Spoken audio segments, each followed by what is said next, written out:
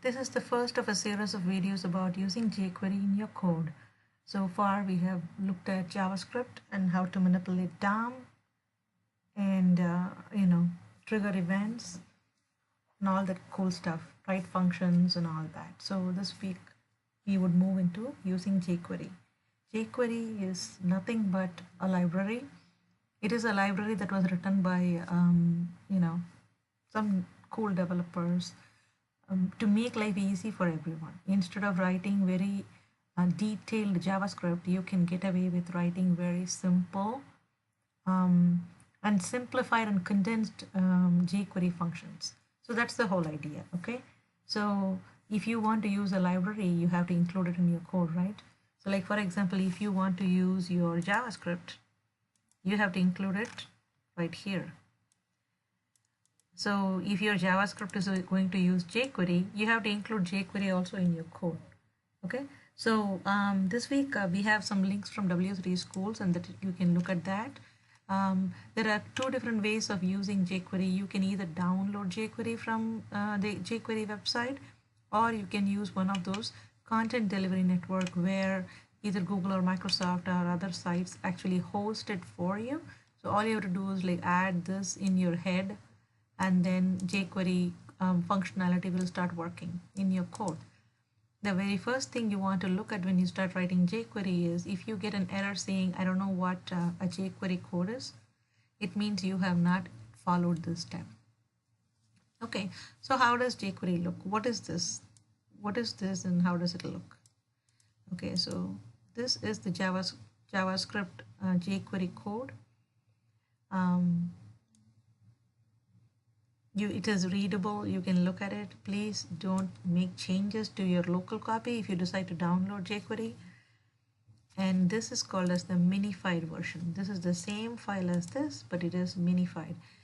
So minification is a process where you eliminate all the extra space from your code to make the file very condensed.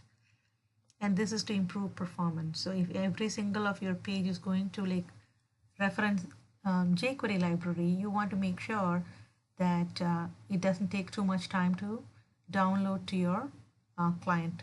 So you want it to be like really fast.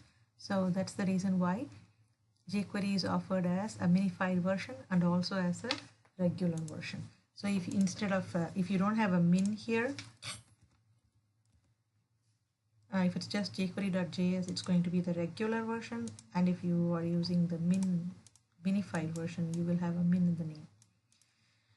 Okay, so that is the first step. Or you can go to jQuery, the site jQuery.com, and you can download the file to your local, in which case you would actually reference it like how you would reference any other JavaScript file. Okay, so I like Google a lot, so I normally use the CDN from Google. The benefit that you get is that when you use jQuery from a content delivery network, because multiple sites use it, it is probably remembered by your browser already. So it doesn't take more time to load. It doesn't take time to load that jQuery into the browser's memory. Okay, so now I don't want to use my, this is just a JavaScript file, right? I don't want it, so I want to start fresh. So I'm using a jQuery file. So let me change that reference also. Okay, now your code can understand your Java. If you write JavaScript using jQuery, because we have included this library, it will be interpreted and it will work as expected. Okay, so that is the first step.